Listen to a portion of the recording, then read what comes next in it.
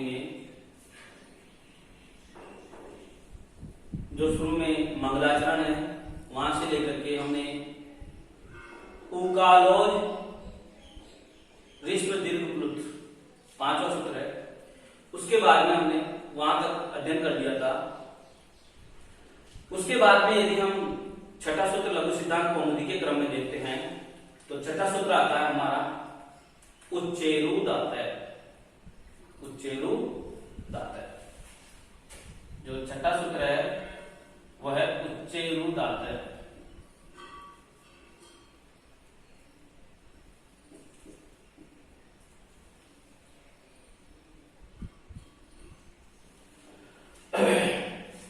सबसे पहले हम इसका विखंडन करेंगे। उच्चई प्लस उदात्तय, उच्चई उदात्तय।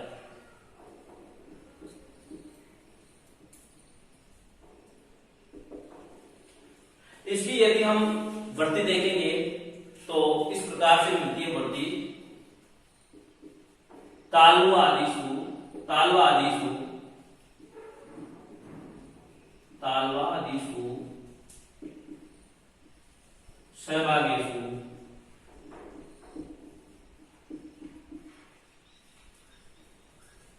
ताल्वादिषु सहभागेषु स्थानेषु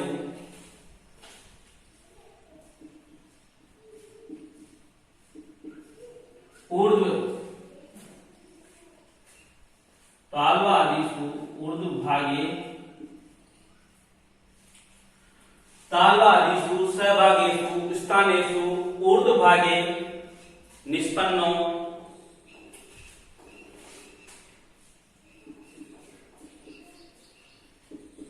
निष्पन्नो अजुदात अजुदात संज्ञा से आता है।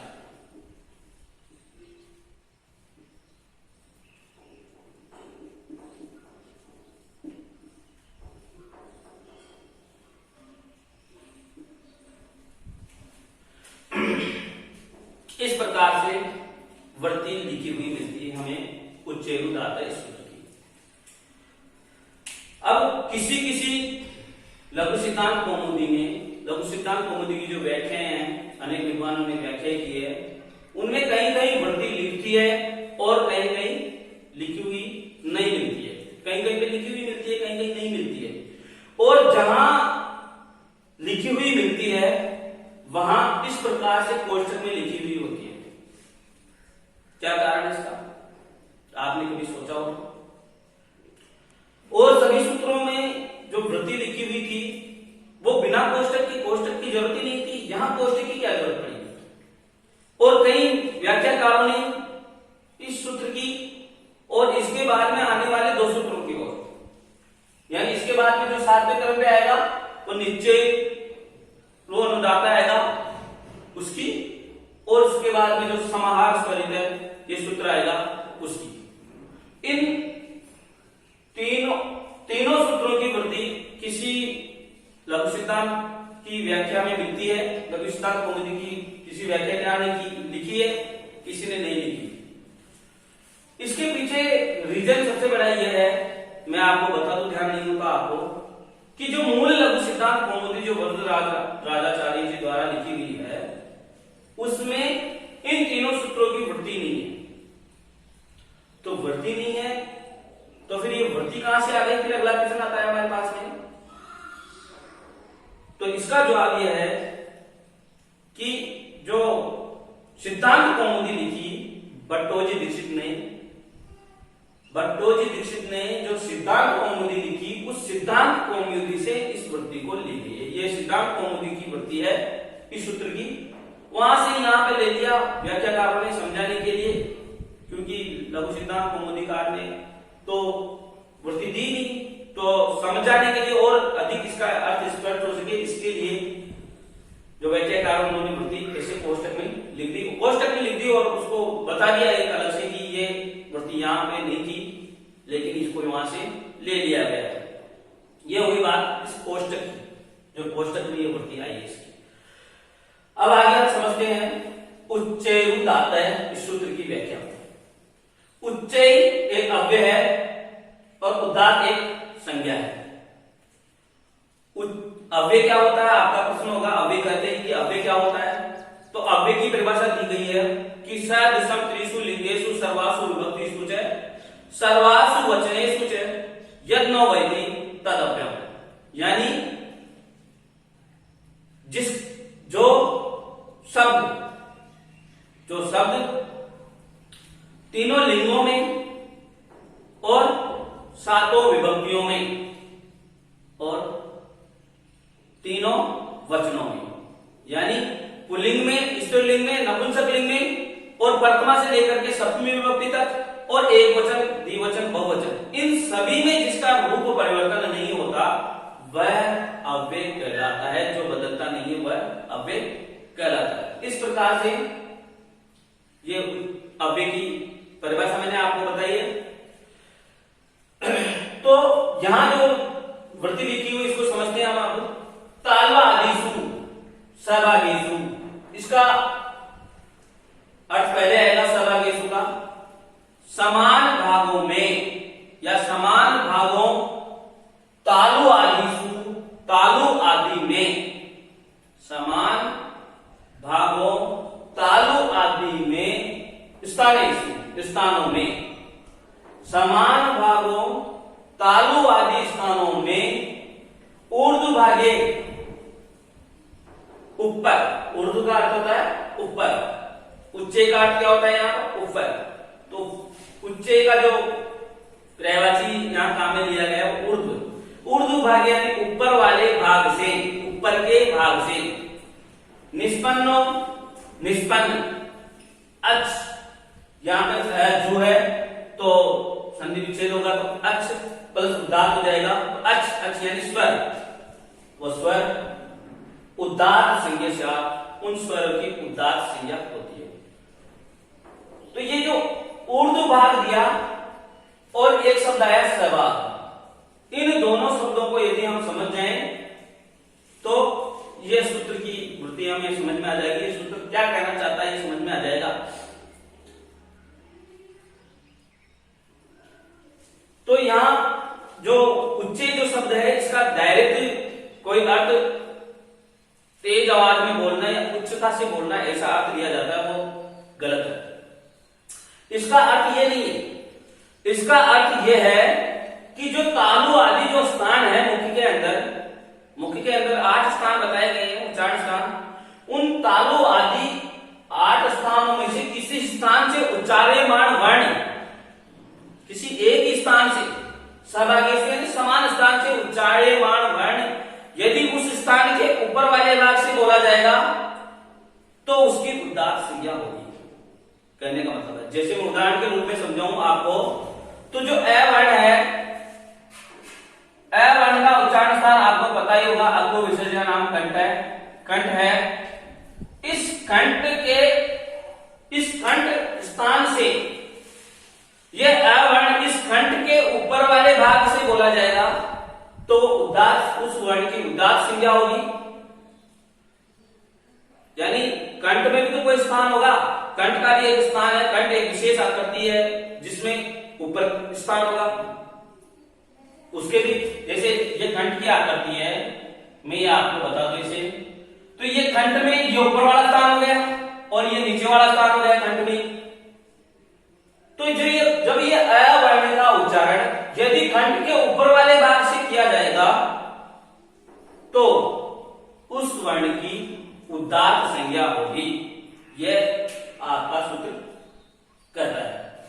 यहां तक आपके समझ में आ गया होगा कि तालु आदिषु सहभागेषु स्थानेषु ऊर्ध्व भागे निष्पन्नो, ऊर्ध्व भाग से निष्पन्न अच उदात्त संज्ञा साथ अच की उदात्त संज्ञा हो। एक चीज आपके प्रश्न दिमाग में आया होगा फिर वापस कि ये कहीं भी अच नहीं है सूत्र में, तो अच कहां से आ गया? इस अच का वही मेरा उत्तर वही है कि ऊपर वाले सूत्र से अनुवृत्ति आ गई। हमने ऊपर वाला सूत्र वही पढ़ा था, उकालोज ऊपर वाला हमने पढ़ा था,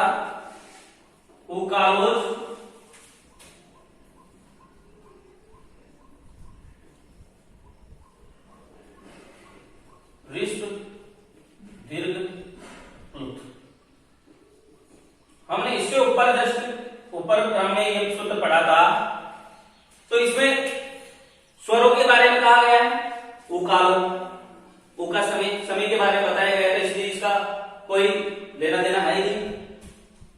अच है और ऋस्व दीर्घ प्लुत ये संज्ञाएं हो रही, ये भी हट जाएगा, यानी उकाल और ऋस्व दीर्घ प्लुत इन तीनों का कोई मतलब नीचे वाले सूत्र में है ही नहीं। उदात्त संज्ञा करनी है उनको तो, और किन की करनी है, बचा क्या, अच, तो उस अच की अनुवृत्ति इसमें आ जाएगी। तो इस प्रकार से ये वृत्ति हो जाएगी। या आपके इस सूत्र के एक एक जो शब्द है वह आपकी समझ में आ गया होगा। इसलिए हम आगे जो आगे का सूत्र है उसको समझने का प्रयास करते हैं।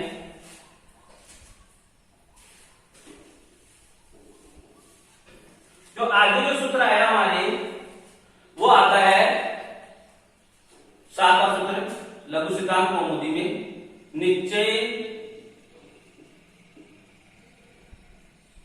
रनुदात है।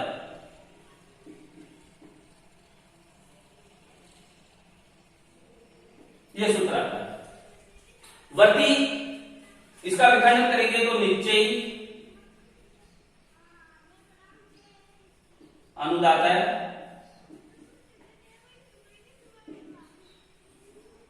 वर्ती यदि हम देखेंगे तो सेम यह ऊर्ध्वभागी की जगह क्या हो जाएगा, अधोभागी। इतना सा अंतर, ऊर्ध्वभागी की जगह क्या आएगा, अधोभाग। एक बार लिख देता हूं, तालवागीसु सहभागीसु स्थानेषु स्थानेषु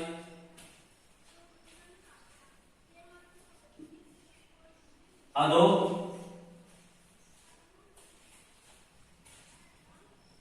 पदो भागे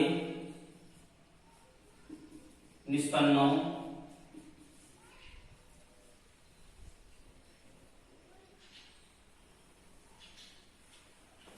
तालवादीषु सहभागेषु स्थानेषु अधोभागे निष्पन्नो अनुदात संज्ञा स्यात्। निष्पन्नो अच, अच भी आएगा, निष्पन्नो अच अनुदात संज्ञा स्यात्।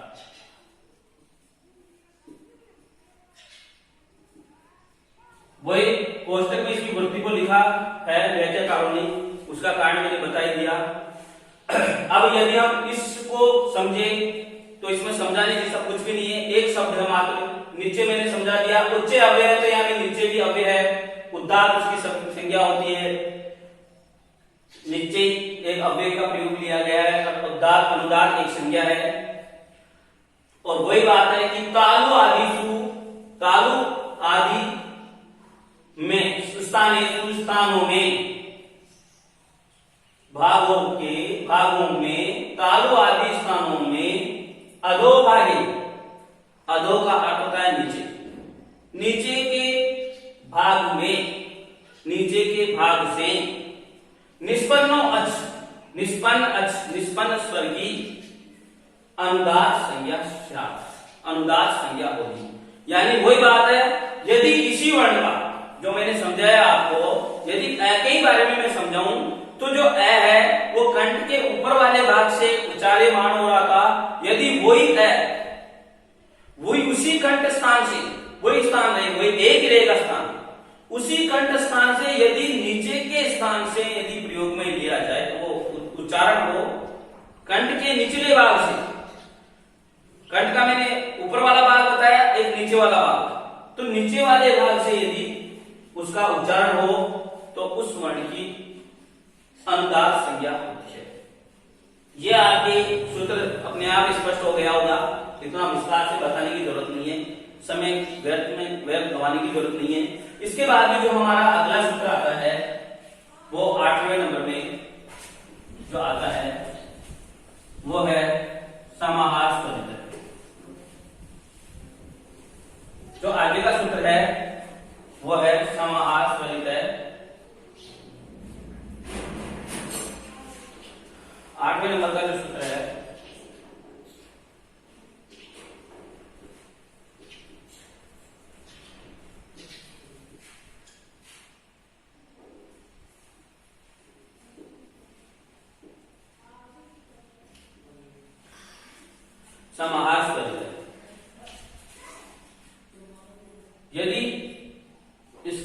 वृत्ति हम देखते हैं तो इस प्रकार से मिलती है। उदात्त अनुदातत्वे, उदात्त अनुदातत्वे वर्ण धर्मो समाह्रियते, उदात्तानुदातत्वे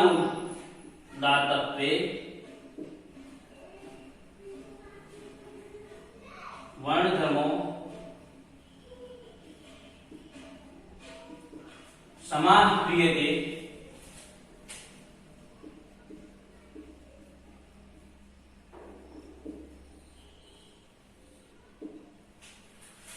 उदात्ता अनुदातत्वे वर्ण धर्मो समाह्रियते यस्मिन् सो अच स्वरित संज्ञा साथ, यस्मिन् सो अच स्वरित संज्ञा साथ, संज्ञा साथ। ये सूत्र कहता है कि समाहार स्वरित है। इस सूत्र की जो वृत्ति हम देखते हैं तो उसमें लिखा हुआ है कि उदात्तत्वे अनुदातत्वे, यानी जो पहले खंड से उच्चारण हो रहा था और एक उदात्त हुआ ऊपर वाला भाग, एक हुआ नीचे वाला भाग अनुदात्त। अब इसमें सूत्र में कहा गया है कि जिस वर्ण धर्म के, जिस वर्ण के उच्चारण में उदात्त और अनुदात्त दोनों के धर्मों को, दोनों के उच्चारण धर्मों को समाह्रियते यानी ग्रहण कर लिया जाता है, यस्मिन् जिस अर्थ में, जिस स्वर में उदात्त और अनुदात्त दोनों वर्ण धर्मों को, दोनों उच्चारण के वर्ण धर्मों को ग्रहण कर लिया जाता है, वह अच स्वरित संज्ञा वाला हो।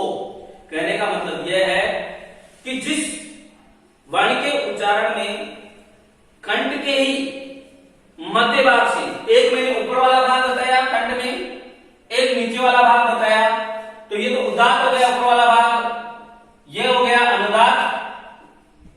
तो उस वर्ण के यदि उच्चारण में दोनों का ही ग्रहण कर लिया जाए, कहने का मतलब यह है कि यदि हम उदात्त को, उस उच्चारण को यदि हम उच्चारण करेंगे, जैसे एकाई उच्चारण करेंगे हम, तो उसमें पता नहीं चले कि ये उदात्त से बोला जा रहा है या अनुदात्त से बोला जा रहा है।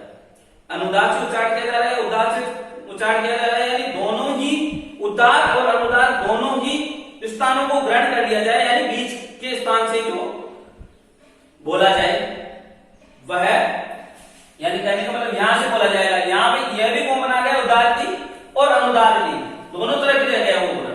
तो इसीलिए कुछ ऐसे वर्णों की स्वरित संज्ञा होती है। इस प्रकार से आगे इसमें लिखा हुआ है कि स नवविधो भी, आगे लिखा हुआ है कि स नवविधो भी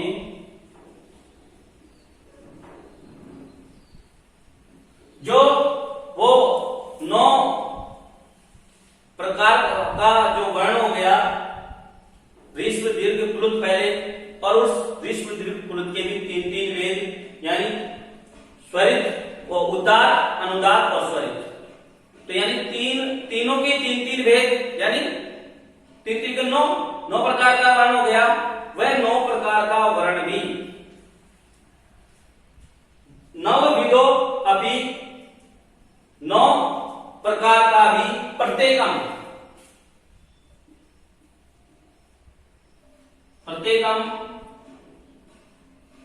अनुनासिक अनुनासिका अनुनासिका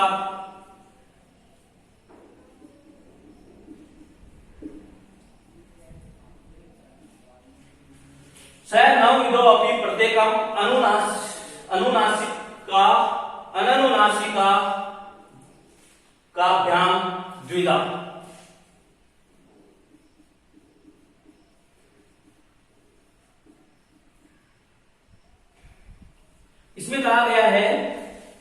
कि जो 9 प्रकार का जो वर्ण हो गया, वह वर्ण भी